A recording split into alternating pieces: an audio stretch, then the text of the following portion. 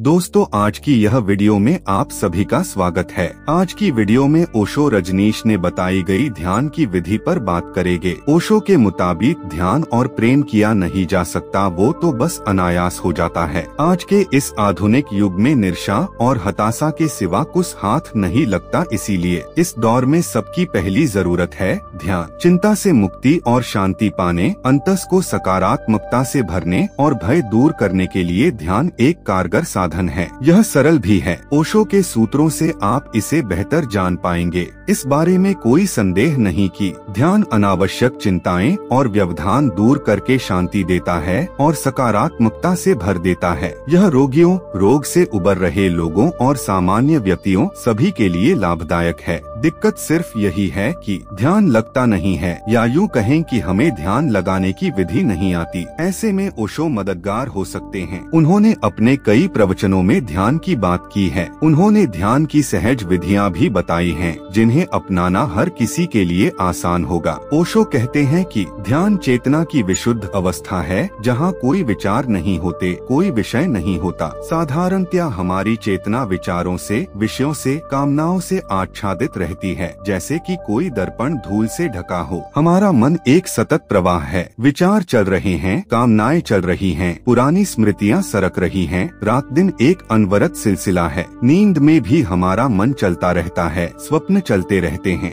यह अध्यान की अवस्था है। ठीक इससे उल्टी अवस्था ध्यान की है, जब कोई विचार नहीं चलते और कोई कामनाएं सिर नहीं उठाती। सारा उहापोह शांत हो जाता है और हम परिपूर्ण मौन में होते हैं। वह परिपूर्ण मौन ध्यान है और इसी में सत्य का साक्षात्कार होता है। जब मन नहीं होता, तब जो होता है वह ध्यान है। ध्यान की जगह ओशो ने शुरुआती तैयारी के सुझाव भी दिए हैं। उनके अनुसार अगर ध्यान के लिए एक नियत जगह चुन सकें, एक छोटा सा मंदिर, घर में एक छोटा सा कोना, एक ध्यान कक्ष, तो सर्वोत्तम है। फिर उस जगह का किसी और काम के लिए उपयोग न करें, क्योंकि हर काम की अपनी तरंगे होती हैं। उस जगह का उपयोग सिर्फ ध्यान के लिए करें और किसी काम के लिए उसका उपयोग न करें, तो वह जगह चार्ज हो जाएगी और रोज हमारी प्रतीक्षा करेगी। वह जगह बहुत सहयोगी हो जाएगी। वहाँ एक वातावरण निर्मित हो जाएगा, जिसमें हम बहुत सरलता से ध्यान में गहरे प्रवेश कर सकते हैं। इसी वजह से मंदिरों,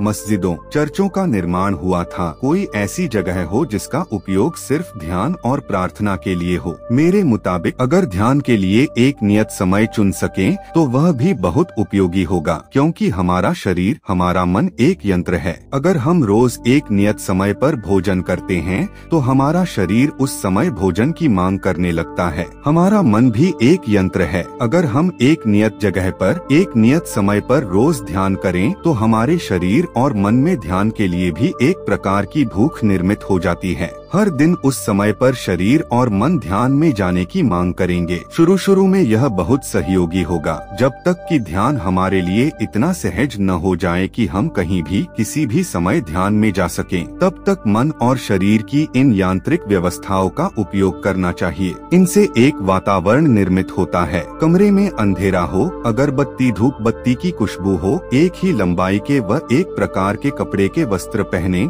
एक से कालीन या चटाई का उपयोग करें, एक से आसन का उपयोग करें। इससे ध्यान नहीं हो जाता, लेकिन इससे मदद मिलती है। व्यवस्था सिर्फ इतना करती है कि एक सुखद स्थिति निर्मित हो, और जब हम सुखद स्थिति में प्रतीक्षा करते हैं, तो कुछ घटता है। जैसे नींद उतरती है, ऐसे ही परमात्मा उतरता है। जैसे प्रेम घटता है, ऐसे ही ध्यान घटता है। हम इसे प्रयास से नहीं ला सकते, हम इसे जबरदस्ती नहीं पा सकते। ओशो की सलाह है कि हमेशा उस विधि से शुरू करें जो रुचिकर लगे। ध्यान को जबरदस्ती थोपना नहीं चाहिए। अगर जबरदस्ती ध्यान को थोपा गया, तो शुरुआत ही गलत हो गई। जबरदस्ती की गई कोई भी चीज सहज नहीं हो सकती। अनावश्यक कठिनाई पैदा करने की कोई जरूरत नहीं है। यह बात अच्छे से समझ लेनी है, क्योंकि जिस दिशा में मन की सहज रुचि हो, उस दिशा में ध्यान सरलता से घटता है। जो हमें रुचिकर लगता है, उसी में हम गहरे जा सकते हैं। रुचिकर लगने का मतलब ही यह है कि उसका हमसे तालमेल है, हमारा छंद उसकी लय से मेल खाता है। विधि के साथ हम एक हार्मनी में हैं। तो जब कोई विधि रुचिकर लगे, तो फिर और विधियों के लोभ में न पड़ें, फिर उसी में गहरे उतरें।